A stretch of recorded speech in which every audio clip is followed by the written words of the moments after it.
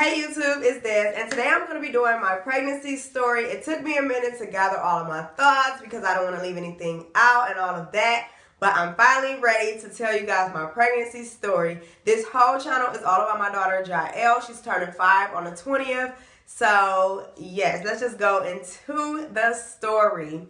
Now, if you guys haven't followed her page, it is the Jael Show. I will have it linked down below. And also check out my last video for a exclusive giveaway. I'm going to pick a winner. And you're going to get some really lovely gifts. So head on over there and check out that video and enter today.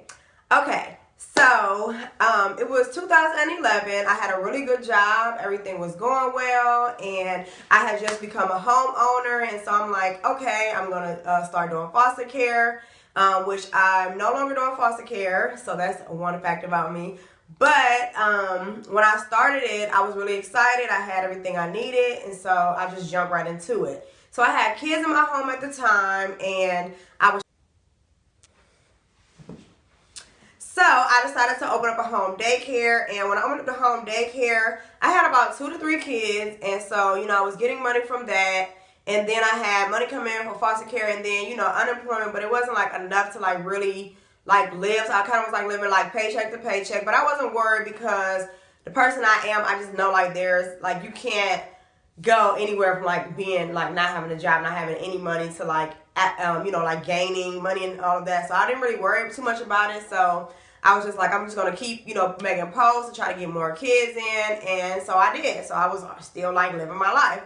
So I had already had some plans to, like, take some trips. One was to Myrtle Beach for Black Weekend. And the other one was to Charlotte. So my girlfriends, we always link up. We have a good time. So I'm like, I'm not canceling this trip, job or not. Like, I'm going. So we went to Myrtle Beach. You know, we had a really good time. Rode on some motorcycles and just, like, enjoying life. So then after that trip, the very next week, we went to Charlotte. And it maybe have been a week after that or so, I'm not quite sure. But we went to Charlotte. We had a really good time there as well. And, you know, that was that. So we come back to Atlanta, and we're having a girls' night. And we're like, hey, you know, let's take some shots before we go out. And let's just have a good time tonight. So we're in my kitchen, and you know, excuse me, we start, you know, taking shots and everything, and then all of a sudden, like, within literally, like, I would say a good, like, 5 to 10 minutes, like, I just threw up, and I'm just like, wow, like, why am I throwing up? And I, like, you know, my friend's like, you just swallowed it, and I have already become, like, a lightweight. Like, my college days, I could really drink, but now, like, and even then, like, a little bit, like, when it goes a long way for me, so I was like, I don't know why I, you know, threw it up or whatever. Like, let's still drink. We're still going out. We're going to have a good time. So I didn't let that faze me. I got in the car, and, you know, we went out. So as soon as we pulled up to the club, before I could even get out the car, like, I just threw up everywhere. And I'm just like, what is going on? So I try to think in my mind, like, you know, am I sick? Like, I know I'm not pregnant.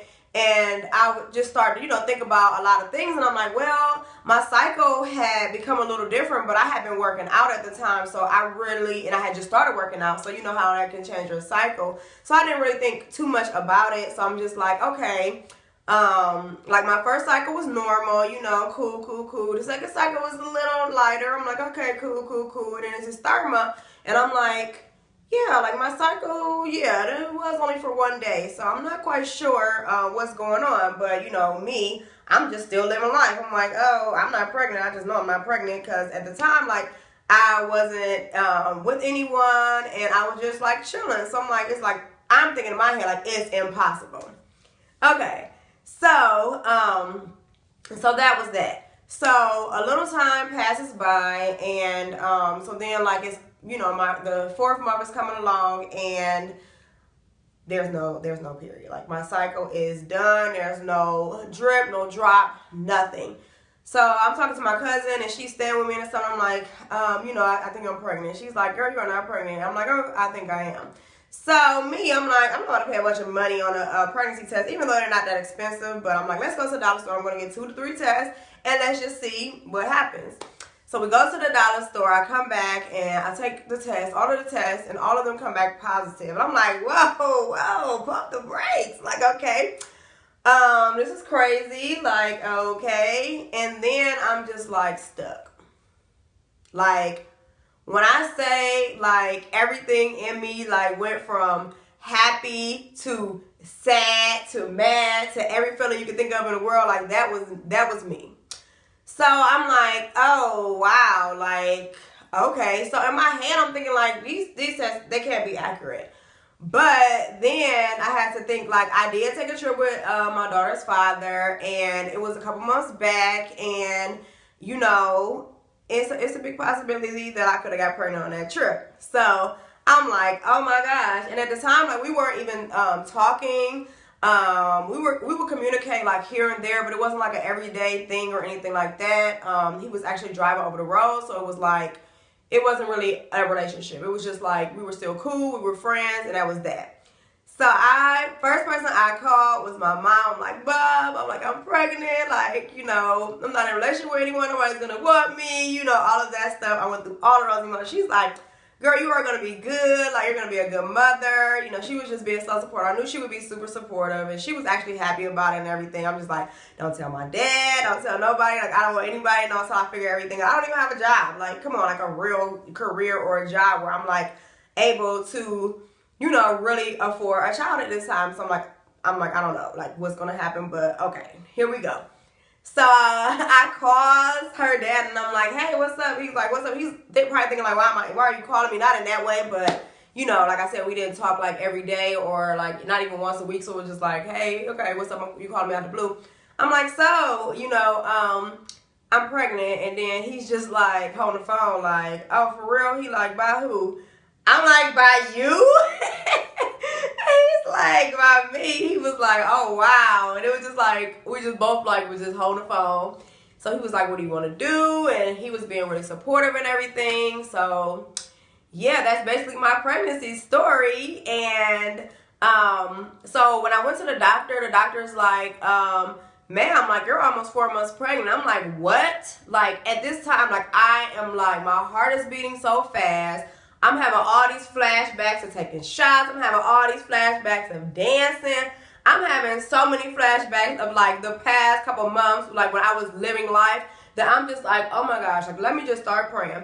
So I just started praying for my baby. Like I prayed so much for her, like throughout those next couple months. Well, I didn't know she was a girl at first, but you know, once I found out, I just, you know, kept praying because I'm like, please don't let my baby come out with any heart defects, you know, any type of defects, like because I was, you know, consuming alcohol and just like kicking it, okay?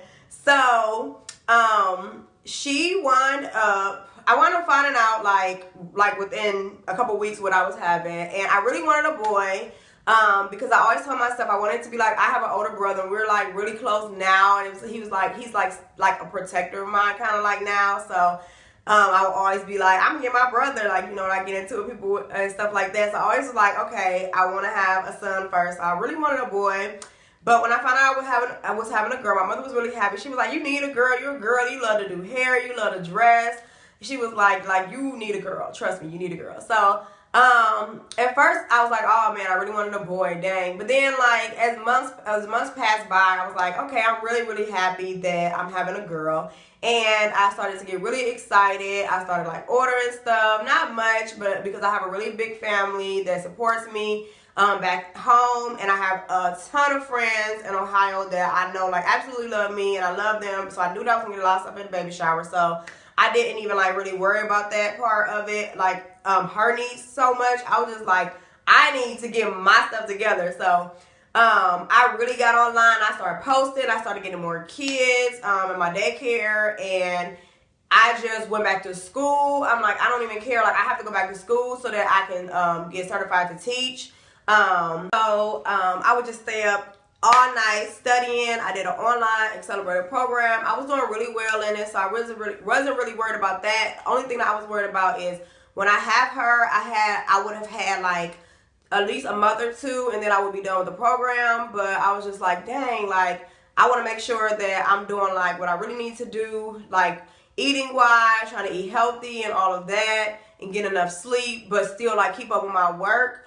So the doctor had put me on bed rest because I started to get like really bad cramps in my back. And I don't know if you guys have ever watched the movie or the show, I Didn't Know I Was Pregnant. It's that kind of situation where I was carrying her like in my back of like my ribs. So it was a lot of pressure. Like I would be in so much pain. Like all I wanted to do was sleep because I was in so much pain. You know how you can't really take any medicine. So all I would do is just like come home and go to sleep and be sleep like all day. Like my uncle, he would come in my house and be like, "Are you alive? Or, like, you okay?" Because I've never like even known anyone that pregnant to sleep as much as you do. Like that's how much I was sleeping because I was in so much pain. So at one point I was like, you know what? I'm not about to be just laying up and like being like lazy and sleep all the time. So I literally got a schedule. I joined the Y and I would go swimming. I think like 2 to 3 times a week. I would go to the mall and walk from end to end to end like a good 2-3 hours just to like clear my mind, because like I knew that as soon as I stepped foot back in the house that I would go to sleep. And my equilibrium was off like really badly. Like I fell down my stairs like a good 3 to 4 times, and I wasn't even that big. Like throughout my whole pregnancy I only gained 11 pounds, and that is because I had her at 33 weeks. So she was a preemie. She came early. Actually, the day after my baby shower, I started having contractions. No, the night of my baby shower, I started having contractions. And I'm just like, oh, like I had been having contractions and I had already had two delivery scares before that. So I was already like high risk. She was like, you need to like really chill out. You need to sit down, stop doing all that walking. No more like going swimming. Like you need to sit down. But in my head, like I'm always on the go, and I'm like a person that's always on the move. So like sitting down for me wasn't an option. I'm like, I know like you're a doctor, but I'm going to do what I want to do. So that didn't work out in my favor because I should have been listening, because I went into, I had like, you know, had like labor pains on the night after my baby shower. So I had to go to the doctor, and they gave me some shots in my stomach, and they're like, hey, we're going to send you home. And I'm like, but I have to go back home to Atlanta. I'm just up here for my baby shower. They're like, they don't think that it was a good idea, and blah, blah, blah.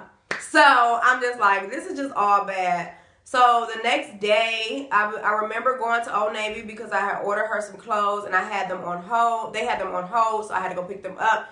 And like literally as soon as we pulled up to Old Navy, like we're in front of the door, my mom pulls up for me to get out, and my water broke like right on her seats. And she's like, girl, like, I'm like, Mom, my water broke. She's like, my new seats are wet, because she had just got a new truck, and it was just a big mess, literally a big mess.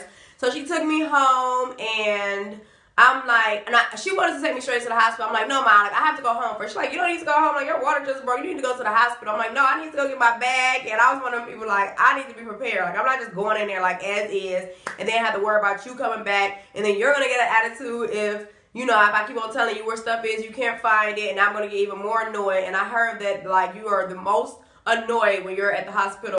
So I just had her take me home. I got my stuff, and we went to the doctor. So I sat at the hospital literally for 3 days. I know it sounds crazy. Now when I think back, I'm like, that is, like, crazy. Like, why was I in the hospital when my water broke for 3 days? But, yeah, I was. And like the 4th day, I remember them coming in and they were like whispering and stuff, and like just things didn't feel right. They had took like, you know, like an x-ray, and it just didn't feel right. So I called my mom crying. I'm like, Mom, like literally, like I think something is wrong. She was like, you need to tell them like they're delivering this baby today. And so I told the doctor that, and they were like, yes, ma'am, you are so right. We are delivering this baby today because her heart rate keeps dropping. So I'm trying not to panic, and I call my mom back, and I'm like, Mom, hey, you gotta leave work. Like we're about to deliver her. So she's like, okay, I'm on my way. So I was in labor for about 3 hours because they like had to induce me at this point. However that works. I remember them giving me like the shot, and then like for 3 hours straight, like I was in so much pain.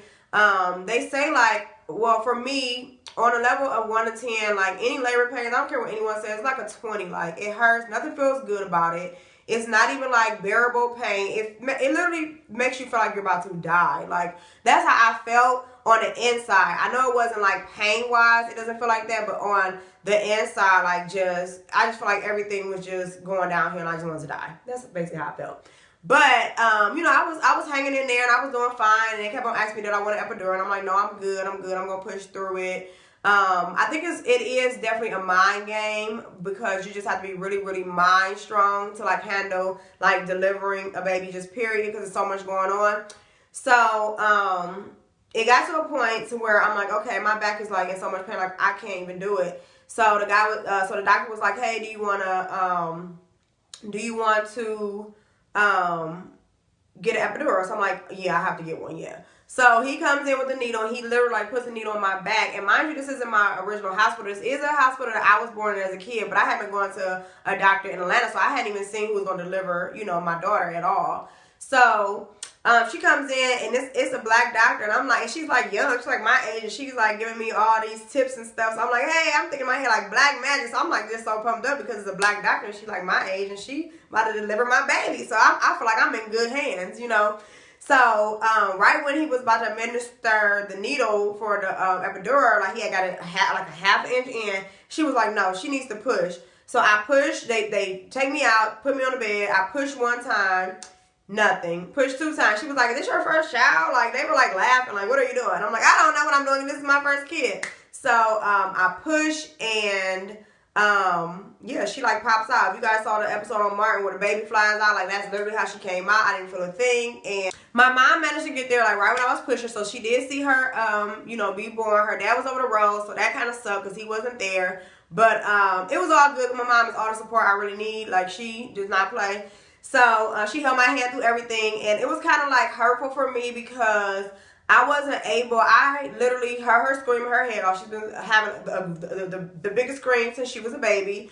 I got to hear her scream, and then they put her on my chest for maybe like a half a minute, if that, and then they just took her. And I just remember like tears coming down my face, because I'm like, dang, like, I don't even get to hold my baby. Like, you know, it's my first child. I don't get to experience that. So it was a little hurtful, but I knew that they had to take her to do, I trusted them. Like, they were going to do what they want, you know, needs to do to make sure that she was good. I did have so many thoughts in my head, like, what if she can't breathe on her own? What if we're in here forever? What if she doesn't make it? Like, so many of those emotions come, like, to you. So if you know anyone that has a premature baby or is in a hospital or just as high-risk pregnancy, please be there and be a support to them, because that is so hard. So when they bring her in, it's like hours later, like 4 hours later, I finally get to see her, and she's just like so cute and so freaking tiny and gorgeous. She came out 3.9 pounds. She dropped down to 2.9. So they're like, ma'am, you're going to be here for a while because of her weight, and that's it. So I'm like, that's it? So they're like, yeah, like, her hearing is good, her eyesight is good, she's very strong, like, she's going to be good. She's going to be good. So I'm just like so happy, and I'm just like praying and thanking God, because like to this day I'm just so grateful, because she was so small and so early, like just like amazed at how far she's come just looking at her. And I was just wondering, like, will she have any health problems? Will she be able to live a normal life? And they're like, yeah. And the people at the hospital, like, that was like Rainbow Babies and Children in Cleveland, guys, like, it's the best hospital hands down ever. Like, they took such good care of me, and I would just go knit and meet people, and the people, like, I would hear their stories about their kids. They were there, some people were there for like 6 months, 2 months. So I was just like, let me just be grateful. And that's all that got me through it, because I was there for 2 weeks. And when she got to 5 pounds, although they told me she couldn't leave until she was 6, they were like, she is healthy and she is good to go. So I was able to bring her to my mom's house, but they just told me, like, you know, you can't travel with her. You have to wait, you know, at least a month before you can travel. So that was kind of like hard, because I had everything already ready back home. Like, I'm ready to go home and get in my own bed and just, you know, do the work that, you know, it takes to be a mom. But I was happy to be in Cleveland, because my family and my mom helped me. So it was really good for that month, you know, to get that help from my family and that support from my friends and stuff, just keeping me lifted. I had friends travel from out of town to come see her, and I could never thank them. I'm so grateful just to be able to tell this story now, because I always want to tell this story on my channel because it's a good one, but it's so like, dear to my heart. This is when I get emotional, like talking about it or wanting to like really think about it, because it is kind of like a hard thing to go through when you don't know like if you how your baby is going to be in the long run. And she has suffered from some seizures. They don't think they're more febrile seizures. I think I'm saying that right. Than anything. Hopefully, like she'll grow out of them by the time she turns 7. But those can be very scary. And then I have asthma. She hasn't been diagnosed per se with asthma. When the weather changes, she kind of gets like congested and stuff like that. But other than that, like she is like perfect. She's so brave. She's so smart. And like when I say people say when they have a kid, like, you know, a kid changes their life. Like she literally gives me life. Like I don't even know how I was living without her before, because like I am just so grateful that God chose me to be her mom. And I know it sounds like so cliche, but like it's just like the truth. Like her personality and she's just like everything. And I wouldn't change anything in the world like that I had to go through. You know, having her early, staying in a hospital, being in all of that pain, all of it was worth it, because she is my pride and joy, and she is just like my baby, and I absolutely like adore being her mom. And I will be doing a video soon with her on my page, a mommy daughter tag, you know, before the month is out. And I will also be doing a video of the good and bad of being a mom, because it's not all good, but it's not all bad either. So I hope you guys enjoyed this video. Videos will be up every Friday. I may be dropping some in between this month, because there's so much I want to touch on, because my baby is turning 5 and I'm one of those extra moms who like to do the most for her birthday. We are going to Disney World for her birthday again this year. So I'm going to take you guys on this journey as Ja turns 5. If you haven't subscribed, be sure to subscribe, like, and comment, and follow my baby's page, The Jael Show. Until next time, YouTube. Bye.